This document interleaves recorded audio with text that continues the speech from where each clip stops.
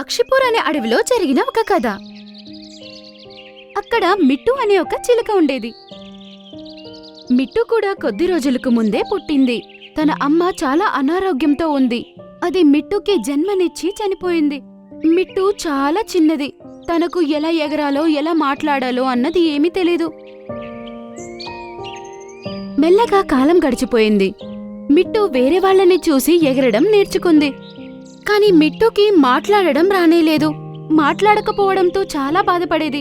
మిట్టు కూడా వేరే వాళ్ళలాగా ఆలోచించేది. నేను అందరిలా మాట్లాడితే బాగుండు. నేను ఇలాగే ఉండిపోతానా? ఒకరోజు మున్మున్ పక్షి మరియు తన స్నేహితురాలు లావు బొప్పాయి మావయ్య ఇంటి దగ్గర కూర్చున్నాయి. అవి మిట్టు గురించి మాట్లాడుతున్నాయి. నీకు తెలుసా, మిట్టు మూగవాడు. నాక్కూడా కొంచెంసేపటికి ముందే తెలిసింది. అరే ఏంటి, నువ్వు నిజం చెప్తున్నావా మున్మున్? నాక్కూడా ఇప్పుడే తెలిసింది. నేనేమనుకున్నానంటే అది మాట్లాడడం నేర్చుకోలేదు, అందుకే అది మాట్లాడట్లేదు అని. అది మూగది అని విని నాకు చాలా బాధ వేసింది. హా సహోదరి, నాక్కూడా అది మూగది అని ఇప్పుడే తెలిసింది. తన అమ్మ కూడా జన్మనిచ్చేటప్పుడే చనిపోయింది. పాప మంచి శిక్షణ ఇచ్చేవాళ్ళు ఎవరూ లేరు. మీరు తనకి ఎందుకు సహాయం చేయట్లేదు? తన తల్లి చనిపోయిందా అని మీకు తెలియదా ఏంటి? బొప్పాయి మావయ్య, ఎవరి దగ్గర అంత టైం ఉంది? ఎవరు తనకదంతా నేర్పిస్తారు? మాకు ఇంట్లో పనులు కూడా ఉంటాయి. ఆ మాటలు విని బపిత మావయ్యకి చాలా బాధ కలిగింది. కాసేపయ్యాక మిట్టు చిలక ఎగిరి తన దగ్గరికి వచ్చింది. అప్పుడు తను ఇలా అన్నాడు. మీటు, నాకు తెలుసు మీకు నేను తెలీదని, కానీ మీరు నాకు బాగా తెలుసు. నా పేరు బొప్పాయి తాత. మీరు నా మాటలు పూర్తిగా విన్నట్లయితే మీ రెక్కలు ఎగరవేయండి, నాకు అర్థమవుతుంది. మిట్టు తన రెక్కలను ఆడిచ్చింది. శాబాష్! నాకు తెలిసి మీ అమ్మ చాలా బాధపడుతూ నీకు జన్మనిచ్చింది. మీకు ఈ అడవిలో ఎవరూ స్నేహితులు లేరు, ఎందుకంటే మీరు మాట్లాడలేరు. కానీ బాధపడకండి, నేను మీకు స్నేహితుడినవుతాను. మీ రెక్కలతో కూడా ఎగురుతూ ఉంటారు. మిట్టు తన రెక్కలు ఆడిచ్చింది మరియు కళ్ళల్లో నుంచి నీళ్ళొస్తున్నాయి. నాకు తెలుసు, నువ్వు చాలా చెప్పాలనుకుంటున్నావు, కానీ చెప్పలేకపోతున్నావు. నేను మీ కళ్ళను చూసి అంతా అర్థం చేసుకోగలను. నువ్వు బాధపడకు మీటు, నేను ఎల్లప్పుడూ నీతోనే ఉంటాను. నువ్వు ఎప్పుడూ ఒంటరిదానివనే భావన కలగనివ్వను. మిట్టు బొప్పాయి మావయ్య దగ్గరికి ఎగురుకుంటూ వెళ్లి తనని హత్తుకోవడానికి ట్రై చేసింది. నాతో పాటు ఇంట్లో నువ్వు కూడా ఉండొచ్చు. నేను మిగిలిన పక్షులు కూడా నా ఇంట్లో స్థానం ఇస్తాను. నువ్వు ఇంకెప్పుడు ఎల్లప్పుడూ నా ఇంట్లోనే ఉండొచ్చు.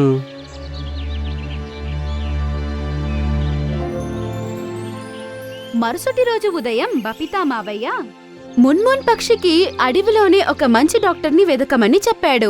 ఎందుకంటే మిట్టు పక్షికి చికిత్స ఇవ్వడానికి.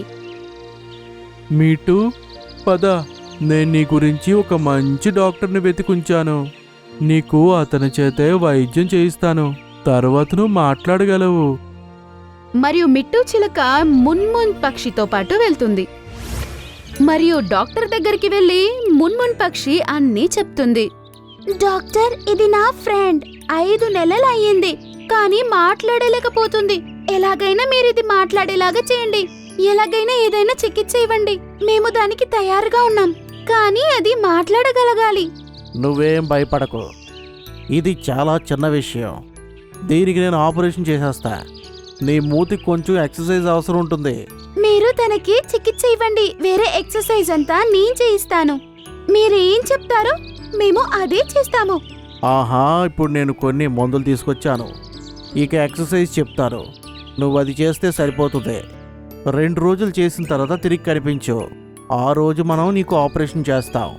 మరియు వాళ్ళిద్దరూ లావు బొప్పాయి మావయ్య దగ్గరకు వచ్చేశారు. లావు బొప్పాయి మావయ్య టైంకి అన్ని మెడిసిన్స్ ఇచ్చింది. 2 రోజుల దాకా అలాగే చేశారు.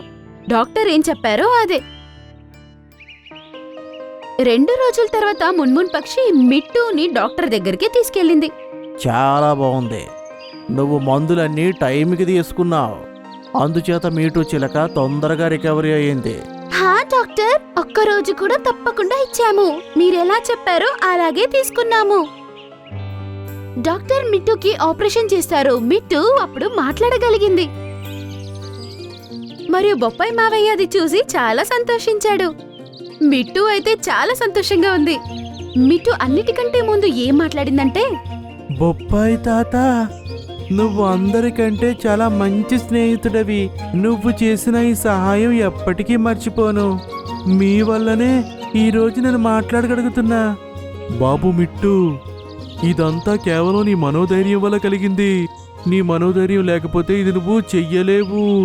శబాష్ బాబు, నువ్వు నిరూపించావు. కానీ బొప్పాయి తాత, ఇందులో నాది ఎంత కృషి ఉందో నీది కూడా అంతే కృషి ఉంది.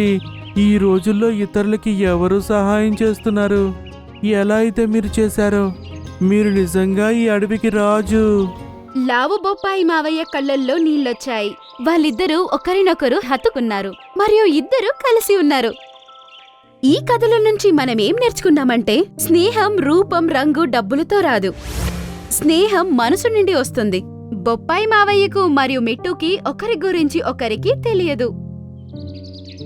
కానీ లావు బొప్పాయి మావయ్య మిట్టు లాంటి ఒక ఫ్రెండ్ని సంపాదించాడు.